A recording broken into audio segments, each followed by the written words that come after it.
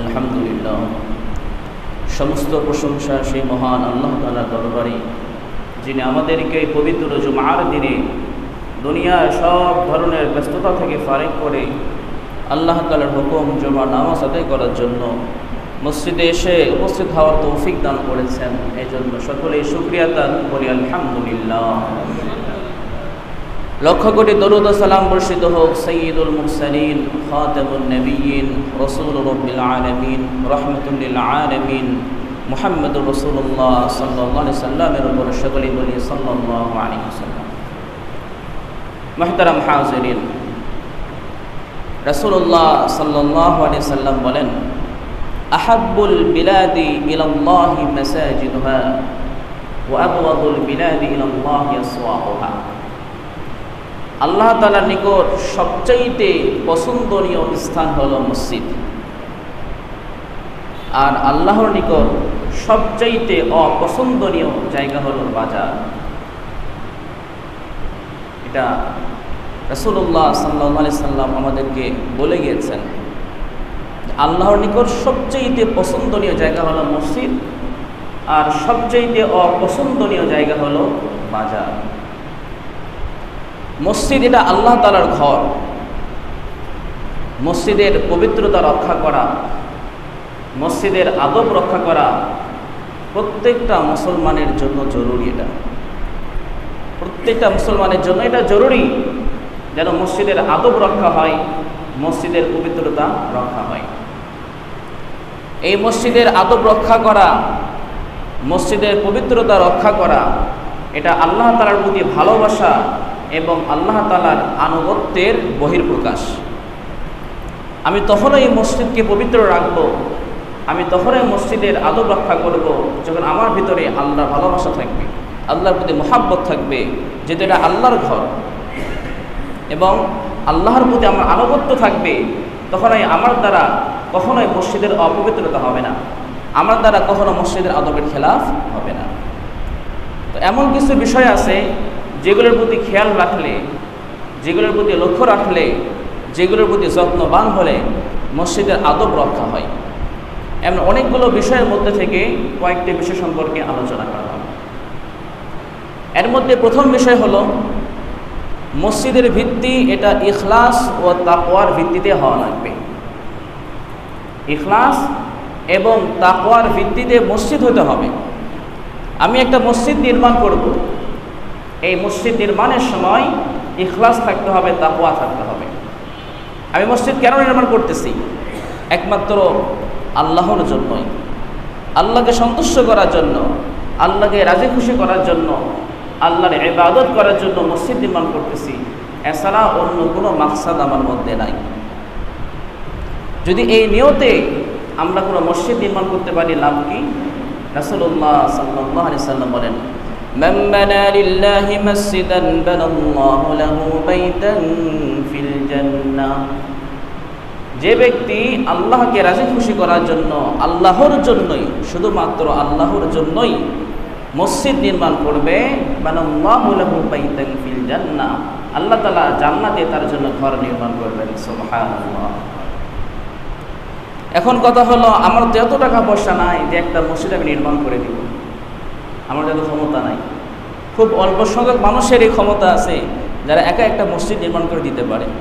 কিন্তু আমরা এলাকাবাসী সবাই মিলে অল্প অল্প করে টাকা পয়সা দিয়ে একটা মসজিদ নির্মাণ করতেছি, তাহলে আমাদের জন্য কি জান্নাতে ঘর হবে না? ইনশাআল্লাহ আমাদের জন্য জান্নাতে ঘর হবে। আরেক হাদিসে আছে, রাসূলুল্লাহ সাল্লাল্লাহু আলাইহি সাল্লাম বলেন, ইন্নামাল আ'মালু বিন্নিয়াত। প্রত্যেকটা আমলের সওয়াব দেওয়া হয়, প্রতিদান দেওয়া হয় নিয়তের উপর নির্ভর করে। আমি একটা ভালো কাজ যদি খারাপ নিয়তে করি, কোনো সওয়াব নাই। আর একটা সাধারণ কাজ, কাজটা খারাপ না, বাকি সাধারণ কাজ আমি ভালো নিয়তে করি, আল্লাহকে রাজি খুশি করার জন্য করি, তাহলে ওই কাজেরও সওয়াব আছে। যেমন উদাহরণ দেয় একটা, আমরা যখন টয়লেটে যাই ইস্তেঞ্জা করার জন্য, এতে কোনো ইবাদত, এটা কিছুই না, এটা কোনো সওয়াব নাই, এটা মুবাহ কাজ। কিন্তু কেউ যদি মনে মনে এই নিয়ত রাখে যে আমি টয়লেটে যাইতেছি, আমার ইস্তেঞ্জার যে বেগ চাপছে সেটা আমি ওখানে সেরে নেব, এরপরে আমার যে একটু প্রশান্তি আসবে ভিতরে, এই প্রশান্তির দ্বারা আমি আল্লাহর ইবাদত করতে পারবো ভালো করে। আমি পেশাব করতেছি, আমি ইস্তিনজা করতেছি, যাতে করে আমার কষ্টটা দূর হয়ে যায়, আমার ভিতরে প্রশান্তি আসে এবং আমি সুন্দরভাবে আল্লাহর ইবাদত করতে পারি। কেউ যদি অন্তরে এই নিয়ত রাখে, ওখানে যতটুকু সময় ব্যয় হবে তার বিনিময়ে সে সওয়াব অর্জন করবে। কি জন্য এটা হলো? শুধুমাত্র নিয়তের কারণে। এই জন্য ইন্নামাল আমালু বিন্নিয়াত, প্রত্যেকটা কাজের, প্রত্যেকটা আমলের সওয়াব দেওয়া হয় নিয়তের উপর নির্ভর করে। এই জন্য আমি যখন একটা মসজিদ নির্মাণ করতেছি, আমরা এলাকাবাসী যখন একটা মসজিদ নির্মাণ করতেছি, তখন আমাদের প্রত্যেকের যদি এই উদ্দেশ্য থাকে, এই মাকসাদ থাকে যে আল্লাহকে রাজি খুশি করার জন্য, আল্লাহকে সন্তুষ্ট করার জন্য, আল্লাহর ইবাদত করার জন্য মসজিদটা নির্মাণ করতেছি, তাহলে আমরাও এর সওয়াব পেয়ে যাব। কিন্তু যদি উদ্দেশ্য ভিন্ন হয়ে যায়, অনেক সময় দেখা যায় যে মুসল্লিদের মধ্যে দুইটা গ্রুপ হয়ে গেছে, গন্ডগোল লেগে গেছে, ফিতনা ফাসাদ শুরু হয়ে গেছে, একদল আলাদা হয়ে আরেক জায়গায় মসজিদ নির্মাণ করতেছে। এই মসজিদ কেন নির্মাণ করলো? আল্লাহকে সন্তুষ্ট করার জন্য না, এটা জিদের বশবর্তী হয়ে হিংসা বিদ্বেষের ভিত্তিতে ঝগড়া বিবাদ করে মসজিদ নির্মাণ করা হলো। ওই মসজিদ নির্মাণের কোনো ফজিলত নাই, কোনো সওয়াব নাই, বরং এমন মসজিদ নির্মাণ করা নিষেধ। ঝগড়া বিবাদের ভিত্তিতে, হিংসা বিদ্বেষের ভিত্তিতে ফিতনা ফাসাদ করে আলাদা হয়ে একটা মসজিদ নির্মাণ করবে, যার প্রয়োজন ছিল না, এমন মসজিদ নির্মাণ করা নিষেধ। আল্লাহ তাআলা সম্পর্কে কোরআনে বলেন, والذين اتخذوا مسجدا ضرارا وكفرا وتفريقا بين المؤمنين وإرصادا لمن حارب الله ورسوله من قبل وليحلفن إن أردنا إلا الحسنى والله يشهد إنهم لكاذبون। আল্লাহ তাআলা বলতেছেন, যারা মসজিদ নির্মাণ করে দিরারান, জিদের বশবর্তী হয়ে, হিংসা বিদ্বেষের ভিত্তিতে ঝগড়া বিবাদ করে যারা মসজিদ নির্মাণ করে, ওয়া কুফরা, এবং কুফরির তাড়নায়, ওয়া তাফরিকাম বাইনাল মুমিনিন, এবং মুমিনদের মাঝে বিভেদ করার জন্য যারা মসজিদ নির্মাণ করে, ওয়া ইরসাদাল লিমান হারাবাল্লাহ ওয়া রাসূলুহু মিন ক্বাবল, এবং ওই লোকদের ঘাঁটি বানানোর জন্য মসজিদ নির্মাণ করে যারা ইতিপূর্বে আল্লাহ এবং তার রাসূলের বিরুদ্ধে যুদ্ধ ঘোষণা করেছে, এমন লোকদের ঘাঁটির জন্য মসজিদ নির্মাণ করে। ওয়ালা ইয়াহলিফুন্না ইন আরাদনা ইল্লাল হুসনা, এবং তারা এ বলে শপথ করে যে আমরা তো কল্যাণের কাজই করতেছি, আমরা তো ভালো কাজই করতেছি। আল্লাহু ইয়াশহাদু ইন্নাহুম লাকাযিবুন, আল্লাহ বলেন যে আল্লাহ সাক্ষী তারা মিথ্যা কথা বলতেছে। এই আয়াত আল্লাহ তাআলা কি বিষয়গুলো বলেন খেয়াল করেন। যারা মসজিদ নির্মাণ করতেছে জিদের বশবর্তী হয়ে, হিংসা বিদ্বেষের ভিত্তিতে ঝগড়া বিবাদ করে মসজিদ নির্মাণ করতেছে, এবং কুফরির তাড়নায় মুমিনদের মধ্যে বিভেদ করার জন্য, দলাদলি করার জন্য যারা মসজিদ নির্মাণ করতেছে, আল্লাহ তাআলা বললেন এরা মিথ্যা কথা বলতেছে, যদি ওরা বলে আমরা ভালো কাজের উদ্দেশ্যে মসজিদ নির্মাণ করতেছি। সুতরাং এই আয়াত দ্বারা স্পষ্ট হয়ে গেল যে হিংসা বিদ্বেষের ভিত্তিতে ঝগড়া বিবাদ করে আলাদা হয়ে মসজিদ নির্মাণ করবে, এমন মসজিদ নির্মাণ করার কোনো সুযোগ নাই। বরং মসজিদ নির্মাণ করতে হবে একমাত্র আল্লাহকে সন্তুষ্ট করার জন্য, আল্লাহকে রাজি খুশি করার জন্য, আল্লাহ তাআলার ইবাদত করার জন্য। এটা এক নম্বর বিষয় ছিল যে এই বিষয়ের মাধ্যমে মসজিদে আদব রক্ষা করা হয়। দুই নম্বর বিষয় হলো যে সকল বিষয়ের প্রতি খেয়াল রাখলে মসজিদে আদব রক্ষা করতে হয়, আদব রক্ষা করা যায়। এর মধ্যে দ্বিতীয় নম্বর বিষয় হলো মসজিদ নিয়ে একে অন্যের উপরে গর্ব না করা। মসজিদ নিয়ে একে অন্যের উপরে গর্ব না করা। কোনো এলাকার মসজিদ খুব সুন্দর, দেখতে চমকদার, চোখ জুড়িয়ে যায় মসজিদ দেখলে, ওই এলাকার লোকের মন্তব্য করতেছে আমাদের মসজিদে এই আছে সে আছে, অমুক অমুক এলাকার মসজিদে কিছুই নাই, এটা নাই, ওটা নাই, সেটা নাই। তো এইরকম বলার মাধ্যমে সে নিজের মসজিদকে নিয়ে গর্ব করতেছে, অহংকার প্রদর্শন করতেছে। অথচ মসজিদ তো গর্ব করার জায়গা না, মসজিদ নিয়ে গর্ব করা, মসজিদটা গর্ব করার জিনিস না। কোনো এলাকার মানুষ যদি এরকম গর্ব করে যে আমাদের এলাকার মসজিদ খুব সুন্দর, এই আছে সে আছে, অমুক এলাকার মসজিদে কিছুই নাই, দেখতে এমন, দেখতে তেমন, ভালো লাগে না, এইরকম মন্তব্য করার সুযোগ নাই। মসজিদ নিয়ে একে অন্যের উপরে গর্ব করার কোনো সুযোগ নাই। রাসূলুল্লাহ সাল্লাল্লাহু আলাইহি ওয়াসাল্লাম বলেন ইন্না মিন আশরাতিস সাআতি আইয়াতাবাহান নাসু ফিল মাসাজিদ, যে কিয়ামত যে হবে, ইন্না মিন আশরাতিস সাআহ, এই কিয়ামতের একটা আলামত হলো আইয়াতাবাহান নাসু ফিল মাসাজিদ, মানুষ মসজিদ নিয়ে একে অন্যের উপরে গর্ব করবে। এটা কিয়ামতের একটা আলামত। এখানে আবার ভুল বোঝা যাবে না, তাহলে কি আমরা মসজিদকে সুন্দর করব না? এই ভুল বোঝা যাবে না। বরং প্রত্যেক এলাকার মানুষ তাদের সাধ্যমতো তাদের মসজিদকে, তাদের এলাকার মসজিদকে, তাদের মহল্লার মসজিদকে সাধ্যমতো তারা সুন্দর করবে। প্রত্যেক মহল্লার মানুষ তাদের মসজিদকে তাদের সাধ্যমতো তারা সুন্দর করবে, যতটুকু করা যায়। এই সুন্দর তারা কেন করবে? আল্লাহকে সন্তুষ্ট করার জন্য, আল্লাহকে খুশি করার জন্য। আল্লাহর ঘর সুন্দর হবে, আল্লাহ খুশি হবেন, আল্লাহ রাজি খুশি হবেন আমাদের প্রতি। আল্লাহর ইবাদত, আল্লাহ তাআলার ইবাদত করে যেন আমাদের প্রশান্তি আসে, এই নিয়তে, এই মাকসাদে মসজিদকে সুন্দর করবে, মসজিদে নকশাদার করবে। কিন্তু গর্ব করার জন্য নয় যে আমাদের মসজিদ আমরা এই করব যাতে করে অন্যদের উপরে গর্ব করা যায়, এই মাকসাদ করা যাবে না। কারণ যদি আমি গর্ব করি, এটা তো আল্লাহ সন্তুষ্টি থাকলো না, আল্লাহ রাজি খুশি মাকসাদ থাকলো না, এটা আমার মাকসাদ থাকলো গর্ব করা। এই জন্য মসজিদ নিয়ে গর্ব করা অন্যদের উপরে, এটা কিয়ামতের একটা আলামত। এই জন্য মসজিদ নিয়ে গর্ব করার সুযোগ নাই। মসজিদ হতে হবে একমাত্র আল্লাহ সন্তুষ্টির জন্য, আল্লাহকে রাজি খুশি করার জন্য। এটা একটা বিষয় হলো যার মাধ্যমে মসজিদের আদব রক্ষা হয়ে যায়। কারণ মসজিদে গর্ব করলে এটা আদবের খেলাফ কাজ হয়ে গেল।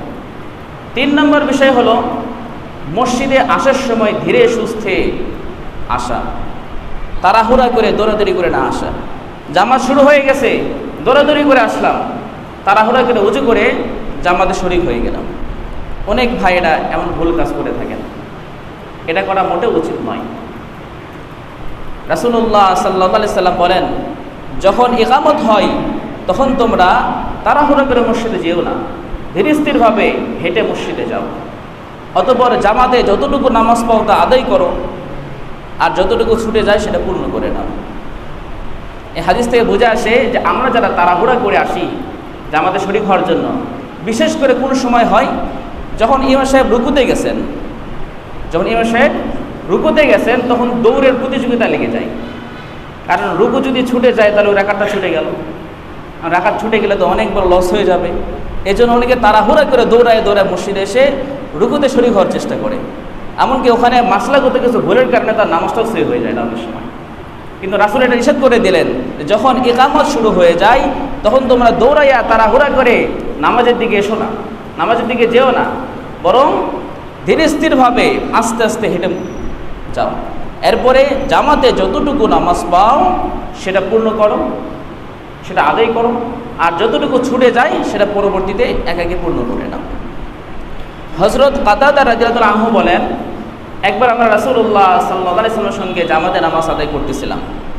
এমন সময় রাসূলুল্লাহ সাল্লাল্লাহু আলাইহি ওয়াসাল্লাম একটা আওয়াজ শুনলেন। নামাজ শেষে যখন জিজ্ঞেস করলেন কিসের আওয়াজ ছিল, তখন কেউ কেউ বলল আমরা তাড়াহুড়া করে আসছিলাম, আমরা খুব দ্রুত নামাজের দিকে আসতেছিলাম। তো রাসূল বলেন, খবরদার এই কাজ করবে না। রাসূল নিষেধ করে দিলেন, খবরদার এই কাজ করবে না, বরং ধীরে সুস্থে আসো। অতঃপর যতটুকু জামাতে নামাজ পড়ো সেটা আদায় করো, আর যেটা ছুটে যায় সেটা পূর্ণ করে নাও। তাহলে রাসূলের হাদিস থেকে আমাদের স্পষ্ট ধারণা হয়ে গেল যে যদি জামাত শুরু হয়ে যায় সেক্ষেত্রে আমরা তাড়াহুড়া করব না, বরং ধীরে স্থিরভাবে আসবো, সুন্দরভাবে উজু করবো, যদি উজু না থাকে এরপরে জামাতে শরীক হয়ে যাব। যতটুকু জামাতে নামাজ পাই সেটা আদায় করবো ইমামের সঙ্গে, আর যেটা ছুটে যাবে সেটা একাকে আদায় করে নেব। 4 নম্বর বিষয় হলো দুর্গন্ধযুক্ত বস্তু নিয়ে মসজিদে না আসা। দুর্গন্ধযুক্ত বস্তু নিয়ে মসজিদে না আসা এটা মসজিদের আদবের খেলাফ। রাসূলুল্লাহ সাল্লাল্লাহু আলাইহি সাল্লাম বলেন, মান আকালা থুমান আও মাসালান ফালইয়াতাজিলনা আও ক্বালা ফালইয়াতাজিল মসজিদানা। রাসূলুল্লাহ সাল্লাল্লাহু আলাইহি সাল্লাম বলতেছেন, যে ব্যক্তি কাঁচা রসুন খায়, কাঁচা পেঁয়াজ খায়, ফালইয়াতাজিলনা, সে যেন আমাদের থেকে দূরে থাকে। আও ক্বালা ফালইয়াতাজিল মসজিদানা, অথবা রাসূল বলেছেন সে যেন আমাদের মসজিদ থেকে দূরে থাকে। কারণ কাঁচা পেঁয়াজ খাওয়ার পরে, কাঁচা রসুন খাওয়ার পরে মুখে এক প্রকারের দুর্গন্ধ তৈরি হয়। ওই অবস্থানে মসজিদে প্রবেশ করলে ফেরেশতারা ওটা সহ্য করতে পারে না, অনেক মানুষরা সহ্য করতে পারে না। কাঁচা পেঁয়াজের দুর্গন্ধ এবং কাঁচা রসুনের দুর্গন্ধ এটা সহ্য করা যায় না। এই জন্য রাসূল নিষেধ করে দিলেন, কেউ যদি কাঁচা পেঁয়াজ খেয়ে থাকে, কাঁচা রসুন খেয়ে থাকে, তাহলে সে যেন মুখ পরিষ্কার না করে ওই অবস্থায় মসজিদে না আসে। এটা আদবের খেলাফ। অনেক ভাইয়েরা আছেন যে বিড়ি সিগারেট খাইছে, খাওয়ার পরে আসার পরে উজু করলো, কোনো মতো শুধু মুখটা ধুয়ে নিল, এরপরে মসজিদ এসে নামাজে শরীক হয়ে যাচ্ছে, মুখ থেকে দুর্গন্ধ বের হচ্ছে, মুখ থেকে দুর্গন্ধ বের হচ্ছে, কথা বলা যায় না। যারা বিড়ি খায় এদের সহ্য হয়, নাকি যারা খায় না তারা কিন্তু ওই গন্ধ সহ্য করতে পারে না। ফেরেশতারা কি বিড়ি খায় না? তাহলে ফেরেশতারা কিন্তু ওই দুর্গন্ধ সহ্য করতে পারবে না। এই জন্য যারা বিড়ি সিগারেট খায় তাদের ক্ষেত্রে রাসূলের ওই বাণী ফালিয়াতাজিলনা আও ক্বালা ফালিয়াতাজিল মাসজিদানা, সে যেন আমাদের থেকে দূরে থাকে অথবা আমাদের মসজিদ থেকে দূরে থাকে। এই জন্য কাঁচা রসুন, কাঁচা পেঁয়াজ বা বিড়ি সিগারেট এগুলো একই হুকুম। এই জন্য যাদের অভ্যাসটা আছে চেষ্টা করবেন এটা বাদ দেওয়ার জন্য। আর যদি বাদ দিতে না পারেন এবং আপনি নামাজি হন, তাহলে অবশ্যই মুখকে পরিষ্কার পরিচ্ছন্ন করতে হবে, যেন ওই মুখ থেকে সামান্যতম দুর্গন্ধ বের না হয়। আপনি তাড়াহুড়া করে কুলি করে এসে ওই অবস্থায় মসজিদে শরীক হয়ে যাচ্ছেন, আপনার মুখ দিয়ে দুর্গন্ধ বের হচ্ছে, আপনি মসজিদের আদবের খেলাফ কাজ করলেন। আপনি আল্লাহর ঘরে প্রবেশ করছেন, এটা মাথায় রাখবেন। আপনি আপনার বাড়িতে প্রবেশ করতেছেন না, আপনি আল্লাহর ঘরে প্রবেশ করছেন। সুতরাং আল্লাহর ঘরে প্রবেশের সময় আদবের খেলাফ হয় এমন কোনো কাজ আপনার দ্বারা যেন না হয়, খুব খেয়াল রাখতে হবে। এটা নয়তো বেয়াদবি হয়ে যাবে আল্লাহ তাআলার সঙ্গে। আরেকটা বিষয় হলো যে আমি যে জামাটা পরে আছি, জামাটা ঘেমে গেছে, দুর্গন্ধ বের হচ্ছে, আমার শরীরটা ঘেমে গেছে, দুর্গন্ধ বের হচ্ছে। এই অবস্থায় আমি মসজিদে এসে জামাতে শরীক হয়ে গেলাম, আমার পাশে যে লোকটা দাঁড়াইছে তার কষ্ট হচ্ছে। এই জন্য যদি আমার জামা ঘেমে যায়, দুর্গন্ধ বের হয়, শরীর থেকে দুর্গন্ধ বের হয়, তাহলে এই অবস্থায় মসজিদে প্রবেশ না করা উচিত, বরং ওই কাপড়কে চেঞ্জ করা, পরিবর্তন করা, এরপরে আসা। কারণ আপনি যদি অবস্থায় আসেন, আপনার দুর্গন্ধের কারণে অন্যান্য মুসলমানের কষ্ট হচ্ছে, আর এই যে মুসলিম, এটা হারাম। অন্য মুসলমানকে কষ্ট দেওয়া এটা হারাম কাজ, গুনাহের কাজ। এই জন্য যখন জামাতে আসতেছেন তখন আপনার পোশাক থেকে যেন কোনো দুর্গন্ধ বের না হয়, আপনার শরীর থেকে যেন দুর্গন্ধ বের না হয়, আপনার মুখ থেকে যেন কোনো প্রকারের দুর্গন্ধ বের না হয়, এটা খুব খেয়াল রাখতে হবে। এরপর আরেকটা বিষয় হলো মসজিদে আসার আগে মিসওয়াক করা। এটা হচ্ছে 5 নম্বর বিষয়। এটা মসজিদের আদবের মধ্যে 5 নম্বর বিষয় হলো মিসওয়াক করা। রাসূলুল্লাহ সাল্লাল্লাহু আলাইহি ওয়াসাল্লাম বলেন, লাউলা আন আশুক্কা আলা উম্মতি লাআমারতুহুম বিসওয়াকি মা কুল্লি সালাতিন। রাসূল বলেন, আমি যদি এই আশঙ্কা না করতাম যে আমার উম্মতের জন্য কঠিন হয়ে যাবে, আমার উম্মতের জন্য কষ্টকর হয়ে যাবে, তাহলে 5 ওয়াক্ত নামাজেই তাদেরকে মিসওয়াক করতে আদেশ করতাম। কিন্তু রাসূল আদেশটা করেন নাই, কেন? আদেশ করলে এটা ওয়াজিব হয়ে যেত। আর যদি ওয়াজিব হয়ে যেত, এটা আমাদের অনেকের জন্য পালন করা কষ্টকর হয়ে যেত। এই জন্য রাসূল আমাদেরকে কি মহাব্বত করেন, কতটা ভালোবাসেন, যে উম্মতের জন্য কষ্টকর হয়ে যাবে, উম্মত এটা পালন করতে পারবে না। এই জন্য রাসূল বলতেছেন, লাউলা আন আশুক্কা আলা উম্মতি, যদি আমি এটা মনে না করতাম যে আমার উম্মতের জন্য কঠিন হয়ে যাবে, আমার উম্মতের জন্য কষ্টকর হয়ে যাবে, লাআমারতুহুম বিসওয়াকি মা কুল্লি সালাত, প্রত্যেকটা নামাজের সময় তাদেরকে মিসওয়াকের আদেশ করতাম। রাসূল আদেশ করেন নাই বটে, কিন্তু রাসূল চান যে প্রত্যেকটা উম্মত যেন মসজিদে প্রবেশের আগে, নামাজের আগে মিসওয়াক করে আসে। এই জন্য মিসওয়াক করা হলো সুন্নত। যাদের সুযোগ হয় চেষ্টা করা 5 ওয়াক্ত নামাজের আগেই মিসওয়াক করা। এতে শুধু আপনার দুনিয়াবি লাভ না, আখিরাতে লাভও আছে। এক হাদিস আছে, রাসূল বলেন, আস-সিওয়াকু মাতহারাতুন লিল ফাম ওয়া মারদাতুন লির-রাব্বি, আও কামা ক্বালা আলাইহিস সালাতু ওয়াস সালাম। রাসূল বলেন, যখন কেউ মিসওয়াক করে, এই মিসওয়াকের দ্বারা দুটো ফায়দা। একটা, তার মুখ পরিষ্কার হচ্ছে, মুখ পরিষ্কার পরিচ্ছন্ন থাকতেছে, মুখের দুর্গন্ধগুলো দূর হয়ে যাইতেছে। আর একটা ফায়দা কি? ওয়া মারদাতুন লির-রাbb, আল্লাহ তাআলা সন্তুষ্ট হয়ে যান। এজন্য এই দুটো ফায়দার দিকে খেয়াল করে হলো আমাদের 5 ওয়াক্ত নামাজের আগে মিসওয়াক করা উচিত। বিরাস আর মিসওয়াক এক না। বিরাসের দ্বারা মুখ পরিষ্কার হয়ে যায়, ঠিক আছে, কিন্তু সুন্নত আদায় হয় না। সুন্নত আদায় করতে গেলে মিসওয়াক লাগবে, ডাল লাগবে কোনো গাছে। এটা হলো 5 নম্বর বিষয় ছিল। 6 নম্বর বিষয় হলো ভালো জামা কাপড় পরে মসজিদে আসা। এটা হচ্ছে মসজিদের একটা আদব, যে ভালো, উত্তম, সুন্দর জামা পরে মসজিদে আসা। এর মানে আমার বাড়িতে যে নতুন জামাটা আছে সেটা পরে আসতে হবে, এটা জরুরি না। পরিষ্কার পরিচ্ছন্ন জামা, যেখান থেকে দুর্গন্ধ বের হয় না, নোংরা জামা না, একদম পুরাতন, ছিঁড়ে গেছে, ফেটে গেছে, এমন জামা না, বরং পরিষ্কার পরিচ্ছন্ন জামা, যেটা পরে অন্তত অন্যান্য জায়গাতেও যাওয়া যায়। যেটা পরে আপনার যদি সুযোগ হয় বা আপনার যদি চান যে কোনো মেহমানের বাসায় যাব, ওই জামাটা পরেও যাওয়া যায়, এমন জামাটা পরে মসজিদে আসা। এমন জামা পরে আপনি মসজিদে আসলেন, যে জামা পরে মসজিদ ছাড়া আর কোথাও যাইতে পারতেছেন না, তাহলে চিন্তা করে আপনি কোন কোয়ালিটির জামা পরে আসছেন। আপনি মসজিদে এমন জামা পরে আসলেন যে জামা পরে মসজিদ ছাড়া কোথাও যেতে পারতেছেন না, বরং অন্য কোথাও যাইতে গেলে বাসায় গিয়ে সেই জামা চেঞ্জ করতে হয়। তাহলে আপনি কোন কোয়ালিটি জামা পরে মসজিদে আসলেন?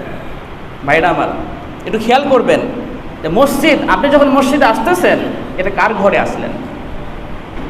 আপনি যখন মসজিদে আসতেছেন আপনি কার ঘরে আসলেন এটা একটু মাথায় রাখতে হবে। আমি আল্লাহ তাআলার ঘরে আসতেছি, আমি আল্লাহর ঘরে আসতেছি। আপনি যখন নামাজে দাঁড়াইলেন খেয়াল করবেন যে আমি কার সামনে দাঁড়াইলাম? আমি আল্লাহর সামনে দাঁড়াইলাম।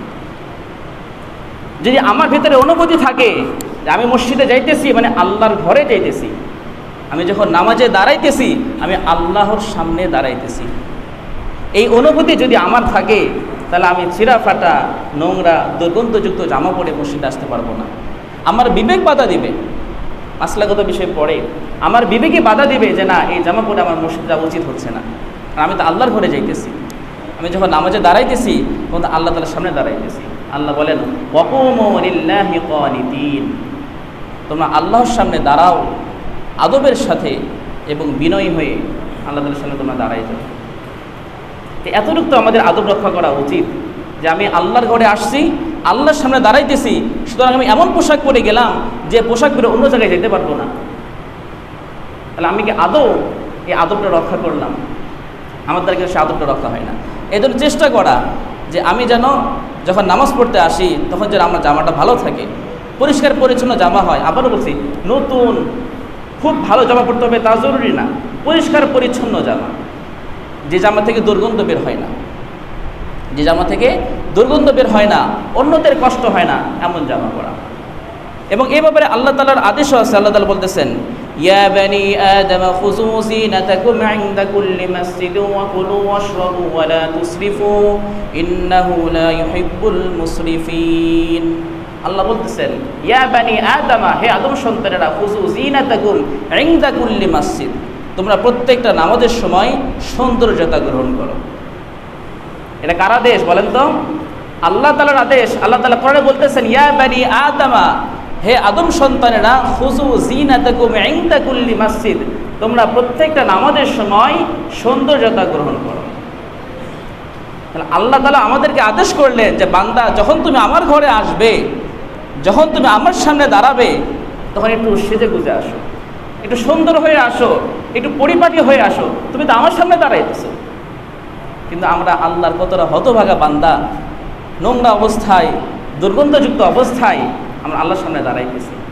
আসলে আমাদের ভিতর থেকে অনুভূতি চলে গেছে, আমাদের ভিতর থেকে অনুভূতিটাই নাই হয়ে গেছে যে আমি যখন মসজিদে আসি, আল্লাহর ঘরে আসি, আমি যখন নামাজে দাঁড়াই, আল্লাহর সামনে দাঁড়াই, এই অনুভূতি আমাদের থেকে চলে গেছে। ফলে আমরা এই বিষয়গুলো খেয়াল করার কোনো ফিকির করি না, চেষ্টা করি না। এটা হচ্ছে 6 নম্বর আদব। 7 নম্বর আদব হলো মসজিদে প্রবেশ করা, মসজিদ থেকে বের হওয়ার কিছু আদব আছে। যখন আমি মসজিদে প্রবেশ করব, 1 নম্বর কাজ হলো বিসমিল্লাহ বলা, 2 নম্বর কাজ হলো দরুদ শরীফ পড়া, আর 3 নম্বর কাজ হলো দোয়া পড়া, আল্লাহুম্মা ইফতাহ লি আবওয়াবা রাহমাতিক। এই 3টে বিষয়কে একত্রে এভাবে বলা যায়, বিসমিল্লাহি ওয়াসসালাতু ওয়াসসালামু আলা রাসূলিল্লাহ আল্লাহুম্মা ইফতাহ লি আবওয়াবা রাহমাতিক। 4 নম্বর কাজ হলো ইতিকাফের নিয়ত করা, নফল ইতিকাফ। এটা নফল ইতিকাফ অল্প সময়ের জন্য হয় এবং নফল ইতিকাফের জন্য রোজা জরুরি না। আমি যখন মসজিদে প্রবেশ করতেছি তখন নফল ইতিকাফের নিয়ত করা, এটা 4 নম্বর সুন্নত। আর 5 নম্বর কাজ হলো ডান পা দিয়ে প্রবেশ করা। এই 5টা কাজ হলো মসজিদে প্রবেশ করার নিয়ম, মসজিদে প্রবেশ করা সুন্নত। তো আমরা যখন মসজিদে প্রবেশ করব, এই 5টি বিষয়কে স্মরণ রাখবো এবং আমল করব। নামাজ শেষে যখন মসজিদ থেকে বের হয়ে যাব, তখনও 5টা সুন্নত আছে।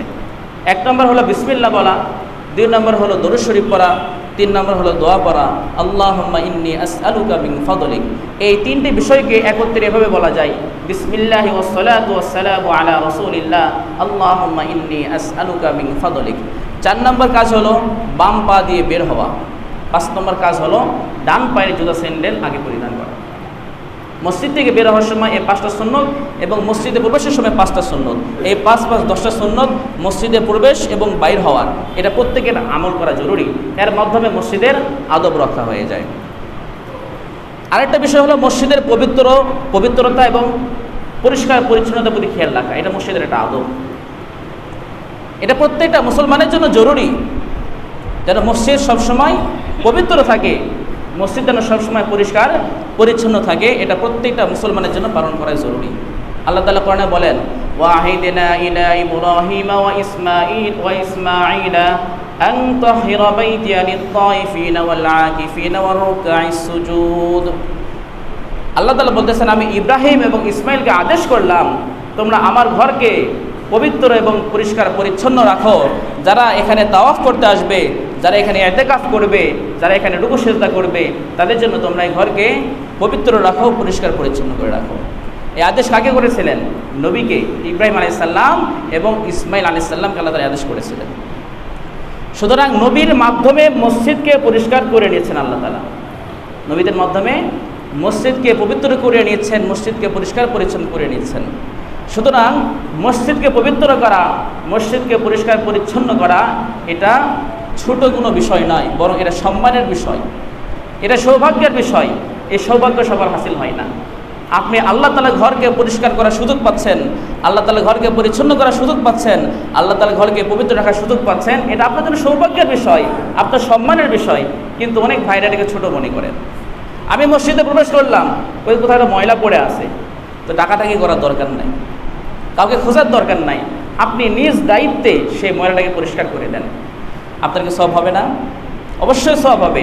নিজের সওয়াব অর্জনের জন্য, সওয়াব হাসিলের জন্য কাউকে ডাকার প্রয়োজন নাই। কোথাও ময়লা পড়ে আছে, আপনি নিজ দায়িত্বে পরিষ্কার করেন, কারণ আপনার তো সওয়াব অর্জন হচ্ছে, আল্লাহ তো সন্তুষ্ট হলো, আপনি তো আল্লাহর ঘরকে পরিষ্কার করার সৌভাগ্য অর্জন করলেন। কিন্তু ডাকাডাকির প্রয়োজন নাই। রাসূলুল্লাহ সাল্লাল্লাহু আলাইহি সাল্লাম বলছেন, হযরত আম্মাজান হযরত আয়েশা সিদ্দিকা রাদিয়াল্লাহু আনহা থেকে বর্ণিত আছে যে তিনি বলেন, রাসূলুল্লাহ সাল্লাল্লাহু আলাইহি সাল্লাম প্রত্যেকটা মহল্লায় মসজিদ নির্মাণ করতে আদেশ করেছেন এবং সেই মসজিদকে পরিষ্কার পরিচ্ছন্ন রাখতেও আদেশ করেছেন। সুতরাং মসজিদ নির্মাণ করা আমাদের জন্য যেমন জরুরি ছিল, মসজিদকে পবিত্র রাখা, মসজিদকে পরিষ্কার পরিচ্ছন্ন রাখাও আমাদের প্রত্যেকের জন্য জরুরি। আরেকটা বিষয় হলো মসজিদে উঁচু আওয়াজে কথা না বলা, শোরগোল না করা, এটা খুব জরুরি একটা জিনিস, যেটা আমাদের অধিকাংশের দ্বারাই এই ভুলটা হয়ে যায়, এই আদবের খেলাফ কাজটা হয়ে যায়, যে আমরা অনেকেই বেখেয়ালিতে ভুলবশত মসজিদে জোরে আওয়াজ করি, জোরে কথা বলি। আপনি যদি কোনো একটা মন্ত্রীর বাসায় যান বা কোনো মন্ত্রীর অফিসে যান বা বড় কোনো অফিসারের অফিসে গেলেন, আপনি কিন্তু উঁচু আওয়াজে কথা বলবেন না।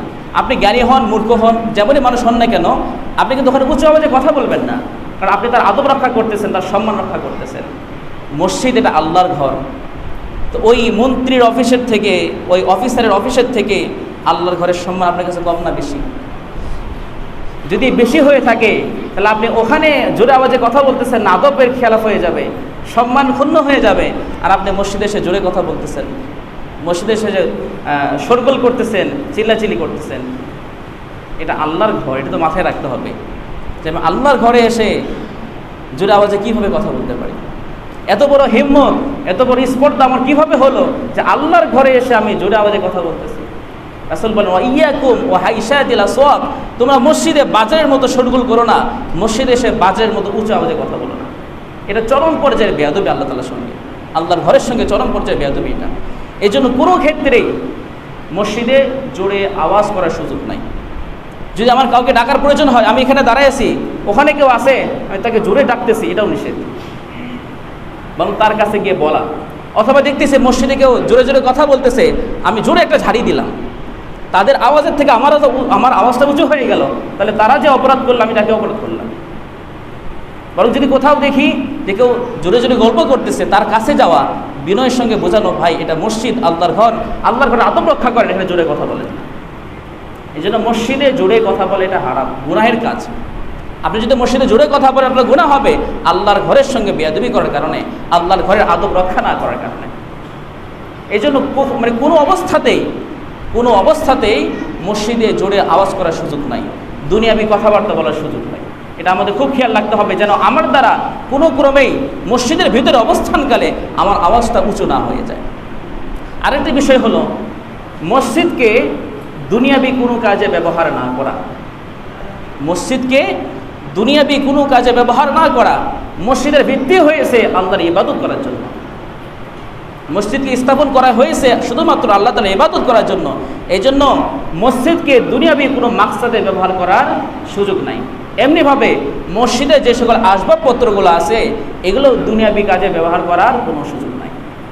মসজিদকেও দুনিয়াবি কাজে ব্যবহার করা যাবে না, মসজিদে যে সকল আসবাবপত্র আছে এগুলোকেও দুনিয়াবি কোনো কাজে ব্যবহার করার সুযোগ নাই। যা কিছু আলোচনা করা হলো, আল্লাহ তাআলা আমাদেরকে আমল করার তৌফিক দান করুন। আমাদের সকলের দ্বারা যেন মসজিদে আদব রক্ষা হয়, আল্লাহ তাআলা আমাদের সকলকে সে আমল করার তৌফিক দান করুন।